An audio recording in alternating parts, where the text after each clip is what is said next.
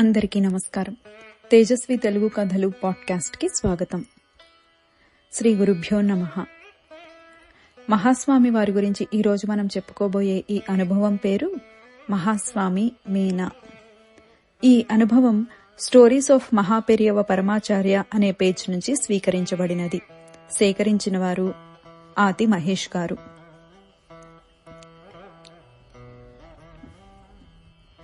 కన్నయ్యన్ తండ్రి తాతల కాలం నుండి స్వామివారి మేనాన్ మోసిన బోయీలు. ఇప్పుడు కన్నయ్యన్కే 80-85 వయసు ఉంటుంది. అతడు ఒకసారి వాళ్ళ నాన్నగారు చెప్పిన కథ చెప్పాడు. ఉమయాల్పురం దాటి మేనా సాగిపోతున్నదట. బోయీలకు స్వామివారు లోపల లేరని అనుమానం వచ్చిందట. ఆ అనుమానానికి కారణం విచిత్రంగా ఉంటుంది. స్వామివారు పల్లకి లోపల ఉంటే బోయీలకు తేలికగా ఉండి ప్రయాణం సుఖంగా సాగుతుందట. ఖాళీ మేనా మొయ్యడం కష్టంగా ఉంటుందట. అంట వినాయకుడు చిట్టెలకు వీపు మీద ఎలా సవారీ చేస్తాడన్న ప్రశ్నకు స్వామివారు లఘిమాశక్తితో తనను తాను తేలికపరుచుకుంటాడని చెప్పారు. మరి ఏ యోగంతో స్వామివారు పల్లకిని కూడా తేలికపరుస్తారో మనకు తెలియదు. సరి, మేనా బరువెక్కింది. స్వామివారు లోపల లేరనుకున్నారు బోయీలు. పరివార జనంతో చెప్పి తలుపులు తీయించి చూస్తే కాగడా వెలుగుకు కూడా స్వామి కనిపించలేదు. బిత్తరపోయారు బోయీలు, పరివార జనము. మేనాలో కూర్చుని చప్పట్లు కొట్టి మేనా ఎత్తమని ఆదేశం ఇచ్చారు. మేనా వెనుక ముందు కాగడాల వారు వెళ్తున్నారు. మరి యజమాని ఎలా మాయమైనట్లు? వెతుక్కుంటూ వెనకకు పరిగెత్తారు బోయీలు. అనతి దూరంలోనే దారి ప్రక్క చెట్టు మొదట్లో తలపాగా కట్టుకుని కూర్చొని ఉన్న ఒకరితో, అయ్యా, మా యజమాని కంచిస్వాములోరిని చూశావా అని ప్రశ్నించారు. చిరునవ్వుతో, లేదే అన్నారాయన. కొంచెం ముందుకు సాగిపోబోయిన బోయీలకు అనుమానం వచ్చింది. అంత చీకటిలోనూ వెన్నెలలు కురిపించే ఆ చిరుమందహాసం యజమానిది కాక మరెవ్వరిదై ఉంటుంది?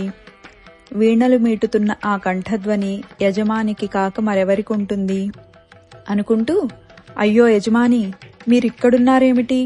మేనాలో నుండి ఎప్పుడు ఎలా కిందకు దిగారు? మమ్మల్ని ఇంత కంగారు పెట్టారేమి అంటూ ప్రశ్నల వర్షం కురిపించి ఆ క్షణంలో మనసుకు సైతం అవ్యక్తమైన ఆనందాన్ని ప్రసాదించే చిరునవ్వు వెన్నెలలో కరిగిపోయారు. మహాస్వామి వారు సుదూర ప్రాంతాలలో ఉన్న అనేక మందికి కనులు తెరిచి ఉండగా దర్శనమిచ్చిన సంఘటనలు అనేకం ఉన్నాయి. ప్రసిద్ధమైన పాల్ బ్రంటన్ ఉదంతమే తీసుకోండి. వారు తమ ఎ సెర్చ్ ఇన్ సీక్రెట్ ఇండియా అనే పుస్తకంలో తమ అనుభవం రాశారు. చెంగల్పట్టులో స్వామివారిని దర్శించి మద్రాసులో నిదురించిన తెల్లవారుజామున 3 గంటలకు స్వామివారి రూపం భౌతికంగా కనపడింది. ఆయన ఆశ్చర్యపోయాడు. లేచి కూర్చొని కనులు నులుముకొని చూశాడు. ఆయన ఇచ్చిన సందేశం కూడా అవగతమైంది. అటువంటి సాక్షాత్కారం జరిగిన అనంతరం మొదటిసారిగా కలిసిన సందర్భంలోనే స్వామివారు ఆ మాటలతోనే పలకరిస్తారు. దీక్షితులు గారు తమకు కలిగిన దర్శనానుభూతిని చెబుతూ పొరపాటున స్వామివారు తమకు దర్శనమిచ్చినప్పుడు చెప్పిన ఒక మాట మర్చిపోయారు. స్వామివారు దానిని పూరించారు. కాబట్టి స్వామివారు ఎంత తప్పించుకోవాలని చూసినా ఎక్కడో ఓ చోట తమ సంబంధం ఒప్పుకోవలసి వస్తుంది. ఆ సందర్భాలలో వారికి చిరునవ్వు అనే మహాసమ్మోహనాస్త్రం ఉన్నది.